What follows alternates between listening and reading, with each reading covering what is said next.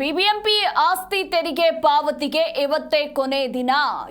ನಾಳೆಯಿಂದ ದುಪ್ಪಟ್ಟು ತೆರಿಗೆಯನ್ನ ಕಟ್ಟಬೇಕಾಗುತ್ತೆ. ನೀವೇನಾದ್ರೂ ಇವತ್ತು ಕಟ್ಟಲಿಲ್ಲ ಅಂದ್ರೆ ಬಿಬಿಎಂಪಿ ಆಸ್ತಿ ತೆರಿಗೆ ಪಾವತಿಗೆ ಇಂದು ಕೊನೆ ದಿನವಾಗಿದೆ. ಇನ್ನು ನಾಳೆಯಿಂದ ದುಪ್ಪಟ್ಟು ತೆರಿಗೆ, ಬಡ್ಡಿ ಹಾಗೂ ಕಠಿಣ ಕ್ರಮವನ್ನ ತೆಗೆದುಕೊಳ್ಳಲಿರುವ ಬಿಬಿಎಂಪಿ ಆಸ್ತಿ ತೆರಿಗೆ ಪಾವತಿಗೆ ಇವತ್ತು ಲಾಸ್ಟ್ ಡೇ. ಇವತ್ತು ಪಾವತಿ ಮಾಡದೇ ಇದ್ರೆ ಡಬಲ್ ತೆರಿಗೆಯನ್ನ ಕಟ್ಟಬೇಕಾಗುತ್ತೆ ನಾಳೆಯಿಂದ. ಹಾಗೆ ಬಡ್ಡಿಯನ್ನ ಕೂಡ ಪಾವತಿಸಬೇಕಾಗುತ್ತೆ.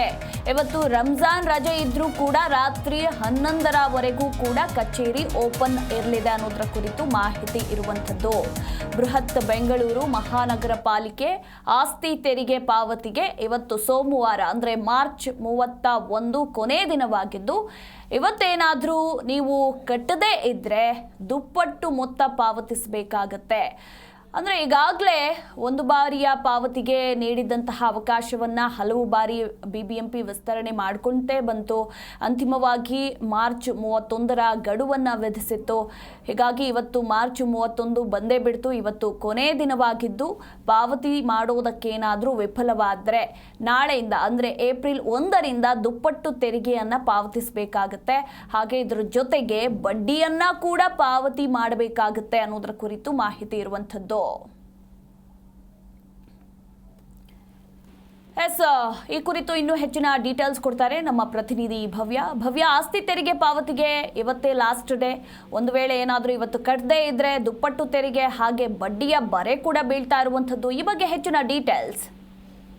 ಮಧು, ಇವತ್ತು ರಂಜಾನ್ ಇರುವಂತದ್ದು. ಸೊ ಇವತ್ತು ಸರ್ಕಾರಿ ರಜೆ ಆದ್ರೂ ಸರ್ಕಾರಿ ರಜೆಯನ್ನ ರದ್ದುಪಡಿಸಿ ಈಗಾಗಲೇ ಅಲ್ಲಿರುವಂತಹ ಸಿಬ್ಬಂದಿಗಳ ಬಳಿ ಕೆಲಸವನ್ನ ಕೂಡ ಬಿಬಿಎಂಪಿ ಅಧಿಕಾರಿಗಳು ಮಾಡಿಸ್ತಾ ಇರುವಂತದ್ದು. ಸೊ ಇವತ್ತಿಗೆ ಅಂದ್ರೆ 31ನೇ ತಾರೀಕು ಇವತ್ತು. ಸೊ ಇವತ್ತು ಆಸ್ತಿ ತೆರಿಗೆ ಪಾವತಿಗೆ ಕೊನೆಯ ದಿನ ಆಗಿದೆ. ಸೊ ನಾಳೆ ಅಂದ್ರೆ ಏಪ್ರಿಲ್ 1ರಿಂದ ಬಾಕಿ ತೆರಿಗೆ ಪಾವತಿಗೆ ಬಡ್ಡಿ ಸಮೇತ ಹಾಕಿ ದಂಡವನ್ನ ಕೂಡ ಹಾಕುವಂತದ್ದು. ಸದ್ಯ ಪಾಲಿಕೆಗೆ 400 ಕೋಟಿ ರು ಆಸ್ತಿ ತೆರಿಗೆ ಬಾಕಿ ಇರುವಂತದ್ದು. ಇವುಗಳಲ್ಲಿ ಕೆಲವು ಸರ್ಕಾರಿ ಕಟ್ಟಡಗಳ ಆಸ್ತಿ ತೆರಿಗೆ ಕೂಡ ಬಾಕಿ ಇದೆ.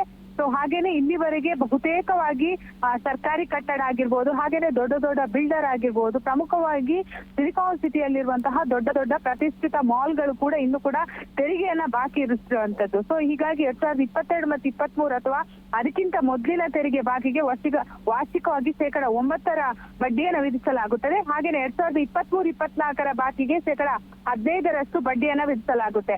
2024-25 ಹಣಕಾಸು ವರ್ಷಕ್ಕೆ ತೆರಿಗೆ ಬಾಕಿ ಇರಿಸಿಕೊಂಡರೆ 15% ಬಡ್ಡಿಯನ್ನ ವಿಧಿಸಲಾಗುತ್ತೆ. ಸೊ ಉದಾಹರಣೆಗೆ 2022 ಮತ್ತೆ 23ರಿಂದ ಆಸ್ತಿ ಮಾಲೀಕರು ₹1,000 ತೆರಿಗೆ ಬಾಕಿ ಉಳಿಸ್ಕೊಂಡಿದ್ರೆ ಅವರು ₹2,000 ಪಾವತಿಸಬೇಕಾಗುತ್ತೆ. ಅಂದ್ರೆ ಜೊತೆಗೆ 9% ಬಡ್ಡಿಯನ್ನ ಕೂಡ ಪಾವತಿಸಬೇಕಾಗುತ್ತೆ.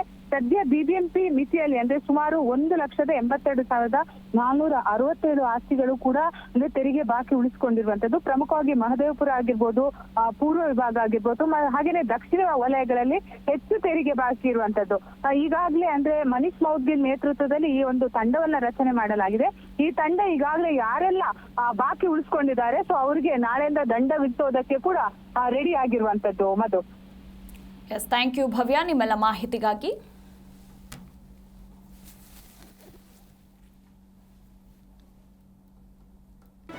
ಜಿ ಕನ್ನಡ ನ್ಯೂಸ್ ಈಗ ನಿಮ್ಮ ಮನೆಯಲ್ಲೇ ನೋಡಿ. ಎಲ್ಲ ಕೇಬಲ್ಗಳಲ್ಲಿ ಈಗ ಲಭ್ಯ.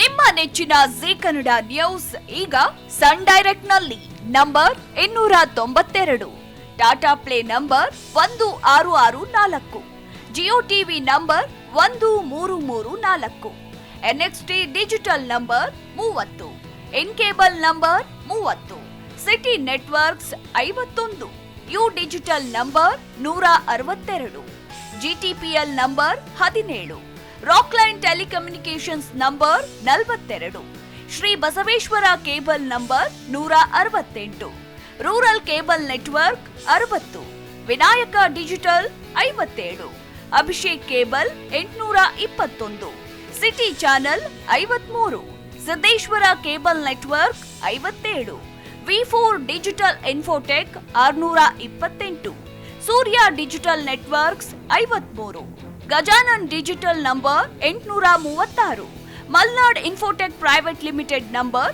56, Metrocast number 830, Victory digital number 167ರಲ್ಲಿ ನೋಡಿ ಆನಂದಿಸಿ.